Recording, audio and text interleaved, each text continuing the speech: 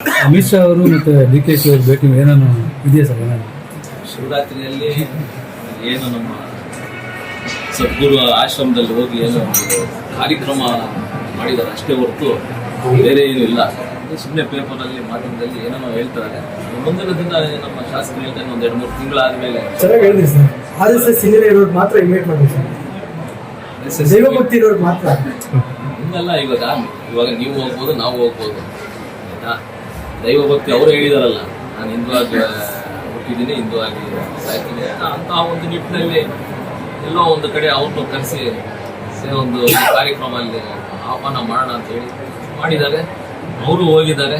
ನಾವು ನೋಡೋಣ ಮುಂದೆ ದಿನದಲ್ಲಿ ಏನೇನಾಗುತ್ತೋ ಅಲ್ಲ ಸರ್, ಶಿಂದೆ ಅವರು ಹೇಳಿದ್ರು ಸರ್, ಎಲೆಕ್ಷನ್ ಆದಮೇಲೆ ಇದಾದ್ಮೇಲೆ ಕರ್ನಾಟಕನೂ ಸಹ ಮಹಾರಾಷ್ಟ್ರ ಮಾದರಿ ಆಗುತ್ತೆ ಅಂತ ಯಾರಿದ್ದಾರೆ ಸರ್. ಏಕನಾಥ್ ಶಿಂದೆ ಹೇಳಿದ್ರು ಸರ್, ಅವರು ಇದರಲ್ಲಿ ಮಹಾರಾಷ್ಟ್ರ ಆದಾಯ ಆಗುತ್ತೆ ಅಂತ.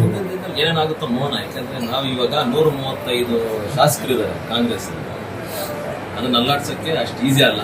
ನೋಡೋಣ, ಅವ್ರು ಏನೇನು ಕಾಂಗ್ರೆಸ್ ಪಕ್ಷದಲ್ಲಿ ಇವಾಗ ಗಲಾಟೆಗಳು ನಡೀತಾ ಇದೆ. ಈ ಬಜೆಟ್ ಆದ್ಮೇಲೆ ಏನೇನಾಗುತ್ತೆ ಅಂತ ಇನ್ನೂ ಒಂದಷ್ಟು ವಿದ್ಯಮಾನಗಳು ಆಚೆ ಬರುತ್ತೆ. ನೋಡೋಣ ಏನೇನಾಗುತ್ತೆ. ಅಂದ್ರೆ ನಿಮ್ಮ ಪಕ್ಷ ಶಾಸಕರು ಒಂದು ಜನ ಸಂಪರ್ಕದಲ್ಲಿದ್ದಾರೆ ಅಂತ ಹೇಳಿದ್ರು. ನಮ್ಮ ಪಕ್ಷ ಶಾಸಕರು ಎಲ್ಲೂ ಇಲ್ಲ. ಇವಾಗ ನಮ್ಮ ಪಕ್ಕದಲ್ಲೇ ನಮ್ಮ ಸಮೃದ್ಧಿ ಮಂಜುನಾಥ್ ಇದ್ದು ಏನು ಹೇಳಿದ್ರು ಅವತ್ತು, ಇದ್ರ ಮಾಹಿತಿ ಎಲ್ಲೂ ಇಲ್ಲ ನಮಗೆ. ನಾವೆಲ್ಲೂ ಒಗ್ಗಟ್ಟಾಗಿದ್ದೀವಿ. JDS ಪಕ್ಷದವರು NDA ಜೊತೆ BJP ಜೊತೆ ಒಗ್ಗಟ್ಟಾಗಿದ್ದೀವಿ. ಅದರಂತಹ ಒಂದು ಪರಿಸ್ಥಿತಿ ಏನೂ ಬಂದಿಲ್ಲ ನಮಗೆ. ಏನಾದರೂ ಹೊಡೆದ್ರೆ ಕಾಂಗ್ರೆಸ್ ಅಲ್ಲೇ ಹೊಡೆದು ಇವಾಗ ಆಗ್ತಾ ಇರೋದು ಕಚ್ಚಾಡ್ತಾರೆ ಅವರಿಬ್ಬರು. ಅದ್ರ ಜೊತೆ ಏನು ಬೇರೆ ಹಿರಿಯ ಶಾಸಕರು, ಹಿರಿಯ ಮಂತ್ರಿಗಳು ಏನೇನು ಮಾತಾಡ್ತಾರೆ ನೋಡ್ಕೊಂಡು ಏನೇನಾಗುತ್ತೆ. ಮೋಸ್ಟ್ಲಿ ಏನಾದರೂ ಹೆಚ್ಚು ಕಡಿಮೆ ಆದರೆ ಕಾಂಗ್ರೆಸ್ ಪಾರ್ಟಿಯಲ್ಲಿ ಆಗುತ್ತೆ ಹೊರತು ನಮ್ಮ NDA ಆಗತ್ತೂ ಆಗುತ್ತೆ.